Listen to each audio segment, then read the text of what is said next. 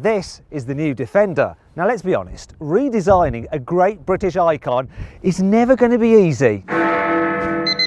So in this video, I'm going to be making sure that Land Rover hasn't cocked it up. I'm going to start this review by seeing what this new Defender is like to drive off-road, because after all, if you can't do this, what the hell is the point? Now I've got the gearbox in low range mode, I have the car's off-road program in rock crawl. I'm going to drive it over this obstacle, which is known as chassis articulation. A lot of people have been complaining that, oh no, the new Defender, it doesn't have a traditional ladder frame chassis. It doesn't matter. The monocoque chassis on this car is stiffer than any other chassis Land Rover has ever made, and that helps when you're off-roading. Some other people have complained the fact that it doesn't have rigid axles. Yet again, it doesn't matter that it's got all-round independent suspension, because the travel of the independent suspension is 500 millimeters, which is a lot. Then when you combine it with the fact you've got this clever electronic program which stops the wheels in the air spinning up, and this particular vehicle has the optional rear mechanical differential which also stops the rear wheels spinning up and gives you constant traction, you can get over anything that the old Defender can and more. Let's do something more difficult. Now, one of the great things about the fact that the chassis is like that of a normal car rather than a traditional ladder frame is that ladder frame chassis off-roaders, when you're going over surfaces such as this with potholes and uneven, you get all the vibrations coming straight through into the cabin that it's almost like you're sat on a sex toy. Whereas this, it's much smoother. I'm not getting quite so aroused, but it's smoother. Listen, I promise never ever to use the word aroused in a video ever again. I can illustrate though that I'm not getting vibrated too much by drinking from this precariously full large bottle of water while hooning down this track. So look at that, no spillage. If I'd have been in the old Defender, that would have been all down me like I just dribbled over myself, and that wouldn't look good. The 110 version of the new Defender comes with air suspension as standard, and it's really good for off-roading because you can raise up the ride height if you're about to tackle an obstacle where you think you might bottom out. You can raise it up by a maximum of 145 millimeters. You end up with a total ground clearance of 291 millimeters, which is a lot. To put it into perspective, the old Defender had 250 millimeters of ground clearance. A Jeep Wrangler has about 250. A Land Cruiser Prado has about 210. So now I can get and tackle that horrible obstacle there. I can see where other vehicles have bottomed out. I'm going to put the terrain response system into mud and ruts. So the traction control should then keep me moving, even though it's very slippery. This is my looking over the bonnet face. I don't want to catch the wings because they do stick out quite a bit on this. I'm not bottoming out. This is doing a great job. I can hear the side of the car just touching. I'm sure some other off-roaders might have found that a little bit tricky. Not this though. I tell you what, an extra 4 centimeters over the competition, like the Jeep Wrangler, so about that much, that can make all the difference. This new Defender is about 10 centimeters longer between the front and rear wheels than a Discovery, yet it can cope with going over steeper hills because it's got what's known as a better breakover angle. You can do 28 degrees. That's a little bit less than the old Defender, but it's more than the Discovery. Something like a Land Cruiser Prado can do 25 degrees. It's impressive. Now, if I wanted to be really lazy, I could use the all-terrain progress control, which is effectively cruise control off-road. So I'll just press this button down here, and then it'll ask me if I want to select it. So press set to set speed, and it'll just do it for me. I don't have to control anything. It's really handy when you're on very slippy surfaces and you just want to chill out. Look, I'm doing absolutely nothing. The car is doing everything, and I'm going up a steep slope, but I don't care because I'm in my Land Rover Defender and it's got all the mod cons I need to be an expert off-roader, even when I'm absolutely not one at all. A chimp could drive this new Defender off-road. Be like,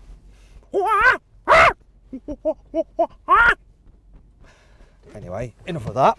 I think I'll have a little drive of it myself. Here comes a slope. Now normally I press this button again to go into hill descent control, so the car will take me down the slope nice and safely, but no, I'm not going to. I'm going to do all this myself, which means I'm going to have to operate the brake. And this is quite steep. I can't see what's going on. I can't see what's going on at all. Oh, there it is. This is quite unusual actually. Doing something myself. I don't need to, I just want to. And that's the idea with this. All the electronics are there to help you out if you want them to, or you don't have to use them. It's up to you. Now, that's interesting. This is tricky. So one of the key things with off-roaders is the approach angle. When you come down a slope or you're going up a slope, you don't want to bottom out your chin on the floor. This has a really good approach angle for a modern off-roader. So it's 38 degrees. So that's better than the Discovery. It's better than a Jeep Wrangler, and it is better than a Land Cruiser Prado. It is not as good as the old Defender, which was 49 degrees, but then that vehicle has no crash protection at the front. It's got a much shorter overhang. Now the departure angle is the bit that matters when you come off the slope, so you don't ground out your back end as you're leaving the decline. Now the one on this car is 40 degrees. That's better than the old Defender, and it's better than pretty much any other off-roader you can buy today. So you can get down steep slopes safely without damaging your expensive SUV. Now this looks a bit tricky. Oh, blooming heck. Whoa, whoa. It's so stiff and tough, this thing. It can really take whatever you throw at it. It's just absolutely unstoppable. I tell you what, I'd like to get my mum to try this out because I reckon she could do it just as easily as me. Would you like to see that video? If you would, let me know in the comments box below. We'll make it happen. Finally, I want to check out the new Defender's wading capability. So here's a lovely water feature, and I'm going to go drive through it. Now I have sensors in the door mirrors which can measure the depth of the water, and it's showing me on the screen here.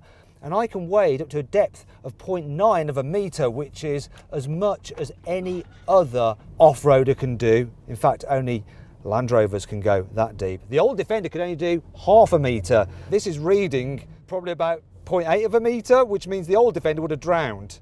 In fact, a Jeep Wrangler would drown in this much, and so would a Land Cruiser Prado. But I can keep going. In fact, I should give the car a bit of a wash off.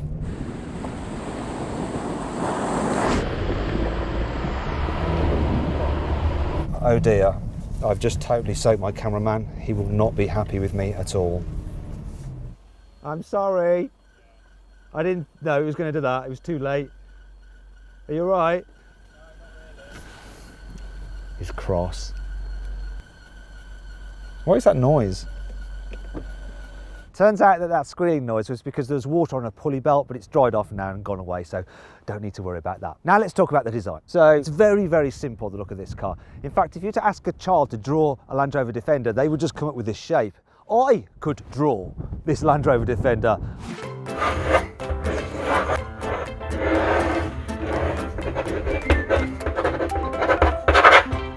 Thing is though, when you get up close to it, it doesn't look as simple as it actually is. There's lots of surfacing going on. Reason for that is, if you just had purely flat body panels, it would look a little bit ridiculous. Yeah, sorry about that, Elon. Here at the back, there's some classic Defender design cues. So you've got a spare wheel attached to the tailgate, which is very flat, and it's hinged at the side rather than at the top. Oh, look at that. But it's modern too, look! You can get it with soft close. So, oh no, it's too heavy for me to shut, but the car does it for me. It's also got these alpine lights there, so you can stare up at the mountains that aren't here. It's classic. Here at the front, it doesn't seem quite so classic. If it didn't say Defender there, I probably wouldn't know. Yeah, it's got roundish headlights, but for me, that's the only thing that reminds me of the original Defender. In fact, it's very much got a face, this car. Can you see it? Look at it. It's eyes, nose, big old gob. Also, if you get it with the winch pack, you then get this black surround, and it makes the car look like it's wearing a face mask. It's as though Land Rover predicted the pandemic. Here on the inside, there is also very little similarity to the old Defender, but that's a good thing. In that old car, the seating position was kind of really uncomfortable. It was like you're holding some extreme yoga pose. It took ages to get used to it. Whereas this one, perfect. It's very car-like. Then there's the quality of the materials. In the old car, like the plastic and the switches and stuff were made out of old recycled Lego bricks, whereas this is much better. So this is a nice rubberized material here. This is soft fabricy leatherette. This is squidgy on the dash. There's some textured material here. It's all very good. Only the bits lower down feel cheap, and they're not too bad. Quite impressed. And you can tell that Land Rover are trying to turn Defender into a cool brand. So look at this. It says Defender there. It's almost like wearing a brand across your jumper, like a huge Burberry logo or something like that. And then they've done this thing where they've got like exposed screw heads there, and you've got exposed metal there. I mean, that's all on purpose. It's like a kind of industrial art that you have in a flat, you know, when you have a brick wall in your flat in Shoreditch to look really cool, but it's all intentional and it does work. And then there's things that are just in here for functionality as well as design. Like, look at this. That's your integrated grab handle there, here as well. There's places to hold on to. It's all really well thought out, actually. I like it. If you regularly want to carry people in the back of your Land Rover Defender, you're going to need this 110 version because it has 5 doors and it's a bit longer than the 3-door 90 version. And as you can see, I have plenty of room. Look, loads of knee room, loads of headroom, and because the floor is pretty much completely flat, if you need to carry 3 people across this seat, you can do. There's loads of room for everyone. It's quite comfy actually in the middle seat. You can even get this as a 7-seater, though it's not the biggest 7-seater. If you want a proper 7-seater from Land Rover, get a Discovery. In fact, click on the pop-out banner up there to watch my detailed video review of that car. Now, if you look at the floor, you'll probably notice that it's got rubberized floor mats and it's a plastic floor. That's really handy if you're traipsing around muddy fields quite often, like we have been today. However, if you're just going to be using your car for the school run or just normal commuting, like a lot of people actually will, you can get it with carpets. So that's good. This new Defender has an absolutely massive boot. So in terms of literage, you have 857 of them. By comparison, a BMW X5 has 645 litres. So yay, Britain. Now, you might think that, oh, it's great that I can slide things straight out because there's no load lip, but isn't this all just a little bit too high, especially when I'm trying to lift stuff in? Don't worry, you can press a button and lower the car down. And it's air suspension. Make it more manageable so you don't do your back in when you're hoiking stuff in and out. Yay, look, easy. In fact, if you look at the shape of it, it's nice and square, so it's easy to pack. And we're illustrating it with all our camera gear, which hasn't been packed quite so neatly as I'd like. Oh well. There are various other useful features like hooks to hang things off. And look down here, we have a proper 3-pin plug. And then some more tie down points there as well. All very sensible, a bit too sensible. But let's be a little bit stupid because this kind of reminds me of part of the male anatomy. One of the most contentious things about this new Defender is the price. So it starts at 40 grand for the 3-door or 45 for this 5-door. This particular model I've got here with options is 62 grand, and you can spend over 80 grand on one, which is kind of insane. Now, if you want to see how much money you can save on a new car, click on the pop-out banner up there to go to CarWow. Now, I can forgive the Defender for being quite pricey because it is very well equipped. Even the entry-level model gets this lovely new 10-inch touchscreen, and it includes, look at this, surround view cameras, which is kind of cool. Of course, you've got climate control, which you control using these dials as well, and you get electrically operated seats as standard. The next level up is the S, which is what this car is, and then you get a leather steering wheel, leather gear selector, part leather seats with fabric as well. It's quite nice, that, and a centre console with armrest. So entry-level cars don't have this, and what you have is just a space there so you can just whiz through in the back if you want to. Next is the SE, which includes keyless entry, an electric steering column, a 400-watt Meridian sound system with 10 speakers and a subwoofer, and this, Land Rover's clear sight rear view camera. So that looks like a normal rear view mirror, but if I flick this switch, I'm actually getting a feed from a camera on the roof, and it's displaying it on this digital screen. So even if you have tall people in the back seats or loads of luggage, you can still see behind you. See? Then there's the HSE, which has adaptive cruise control with lane keeping assist. And it also gets a panoramic sunroof on the 110 or a fabric roof on the 90. Finally, there's the Defender X, which has luxury items such as heated rear seats, wooden inserts in the centre console, and luxury headlining. In terms of engines, it's very simple really. There are 2 petrols, so one is a 2-litre 4-cylinder turbo with 300 horsepower, or there's a 3-litre 6-cylinder turbo with 400 horsepower. Then there's 2 diesels, Both are 2-litre 4-cylinders, one with 200 horsepower or another one with 240 horsepower. Now, if you want to see which is the best engine and trim combination for this new Defender, click on the pop-out banner up there to see my perfect choice. I've built my ideal Defender. You can see what that is and check out the best offers on it through CarWow. This particular Defender is the 240 horsepower diesel and it's supposed to do 0 to 60 in 8.6 seconds, but will it really? Let's find out. So I've got my specialist timing gear down here. I'm going to launch it because this is what people do in Defenders, building up boost. Let's go. Come on. It's moving. It's definitely moving. Not that quickly, but it's all right. So that was 60 miles an hour. 0 to 60 in 9.1 seconds. And that was slightly uphill as well. That was all right. This new Defender is built on an all-new chassis from Land Rover and it's 10% stiffer than that on the far more expensive Range Rover. In fact, it's 10 times stiffer than the chassis on the old Defender. The air suspension on the car can monitor movements 500 times a second to keep you as comfy as possible, regardless of what surface you're driving on. You can get the car with an electrically operated, wait for it, come on, come out, don't be shy, tow bar.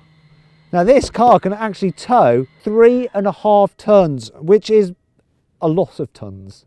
This is a very practical car, so you can get it with rear seats which slide and recline. This one doesn't have it. But what I can show you is this. Look, you have an armrest you can fold down, or the centre seat you can fold down if you need to carry really long items, or you can fold down the back seats like that and think, oh no, that's a bit of a step, but don't worry, look at this. You can flip this base out, take off, come on, the headrest. Then when you fold this down, it does lie flat. Thank God for that. There's plenty of cubby spaces in here as well, so storage under there. You can have that. Ah!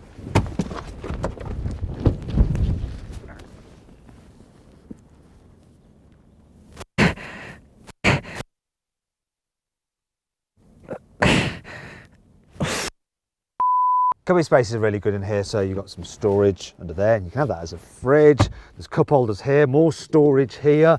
The glove box is only okay, but it doesn't really matter because you've got all this space up here, more space here. Huge door bins as well, look at that, they're big.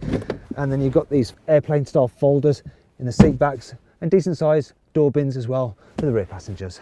Let's talk technology. It's pretty good on this car actually. The new infotainment system is fairly simple to navigate. I like the graphics as well. They're nice and sharp and the screen is reasonably responsive. I also like the digital driver's display. It's quite easy to work your way through it and you can cycle through different menus and move through all different screens just as you like it. However, I don't think it's quite as good as that in the Mercedes GLE. In fact, if you click on the pop-out banner up there, you can see my full in-depth video review of that car. However, this Defender does have the Mercedes lick for connectivity. So you've got plenty of USB connectors here. There's one there and a USB-C there, as well as the old-fashioned 12 volt. Another USB port there. Then there's some more connectivity down here. Look at all this, there's a whole bank of them. Everybody is going to be able to keep their mobile device fully charged.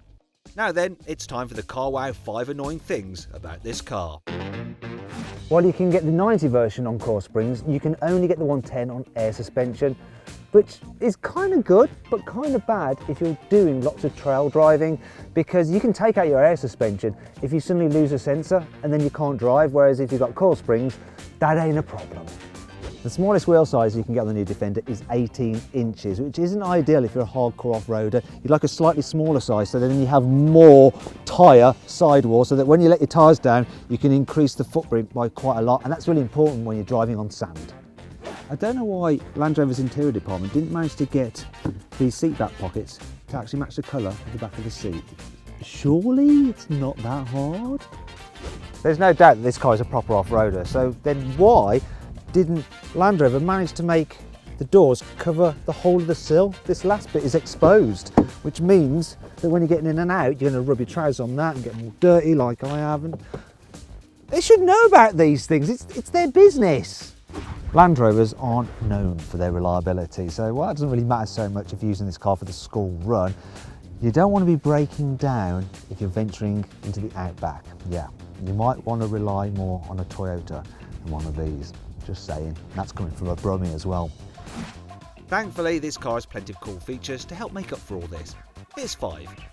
This car's roof rack can take up to 168 kilos when you're driving along. When you're stationary, it can cope with 300 kilos, which means you can actually mount a specific 2-man Land Rover tent on there and just camp out in the Serengeti away from all the lions. You can use the car's 4x4 information screen to measure angles of slopes. So I'm going on a side slope and I'm measuring it at 24 degrees. That's impressive. Now, if that number reads 180 degrees, you know things have gone very badly wrong. The load cover is a really neat fabric design because it will cover up your luggage, but it's also super easy to remove and it doesn't take up any space because look at this. You can damage your camera as well while trying to illustrate part of the car. Brilliant. Look, you can just fold it up like that. It's dead good. Or you can wear it, look at that, as a sarong, which is basically a man's skirt. You can get lots of different accessory packs depending on what you want to do with your Defender. There's one called the off-road pack, which moves the air intake for the engine, which is normally there, up there, which is handy if you're driving in very dusty environments. You can also get something which is like a portable shower for the boot, so you can have a nice shower when you're just out in the countryside camping. You can get an optional winch pack for about £5,000 and you can control it remotely. Look at that. Yeah, come to me. Come on. Really handy if you've got yourself stuck. Obviously we're not stuck here, just doing a demonstration. Now it's time to find out what this new Defender is like to drive on road. Let's start by testing it in town, because after all, this is where most people are going to be driving it rather than off-road. The first thing I like about it is the air suspension. Now, air suspension's a bit like the automotive equivalent of Valium, because it just makes everything all soft and floaty and relaxed. And then it's like speed humps. Yeah, whatever. Takes the sting out of pottering around badly surfaced British roads. Then there's the steering. That's super light as well. Makes it easy to maneuver. You've got good visibility because you're sat up high. There's some huge door mirrors. There is just one thing that's a bit odd, and it's the brakes. They're electrically assisted. When you touch them, they come on really hard. I mean, the car behind me almost went into the back of me. Here we go again. So all traffic lights, it's like I can't drive. Now, it does take a while to get used to, but once you get used to it, you are just more gentle on the pedal. Other than that, this is super easy to drive in town. One thing that's not so good though is the rear visibility because of that spare wheel. I really can't see the car behind me. When you get out on a faster road, this is so much better than the old Defender. It feels like a luxurious SUV. You get a bit of noise from the off-road tyres, but I'm sure if you've got road tyres on it, it's going to be quieter. It's chilled, comfy, relaxing. Let's see what it's like at kicking down a gear if I need to overtake. So I'm doing 44 miles an hour, floor it. A bit slow, but now we're going. That's quick enough. It's not going to help the economy doing that though. So this one's averaging 24.8 miles per gallon. Should do about 31 miles per gallon. The reason it's probably so low is because I've been off-roading all day and that does affect your fuel economy. So it's all right, I guess. Now let's see what this new Defender's like when you encounter some corners. The old one was rubbish. This one is actually really good. Now it's not sporty really because the steering is a bit vague, which absolutely no one who buys this will care about. But I've got to do my job as a motoring journalist and assess its dynamic prowess, and I would say that a BMW X5 does feel sportier, which you imagine it would do. Anyway, if you want to see my in-depth review of a BMW X5, click on the pop-out banner up there. But here's a corner right now that the old Defender and some other SUVs would really struggle with, but whoop, yeah, fine, went round, no one died, didn't go off the road, all good. That's all you need to know. So then, what's my final verdict on the new Land Rover Defender? Should you avoid it? Should you consider it? Should you shortlist it? Or should you just go right ahead and buy it? Well, I reckon if you're looking for a really cool looking, comfortable, nice to drive and incredibly capable off-roader, you should just go right ahead and buy it. It's brilliant. We've been trying to film the new Defender and do pieces to camera, but I'm getting disturbed by this guy. Come on, Mr. Turkey. He was all aggressive earlier, putting up his feathers. Oh, no, it's coming after me.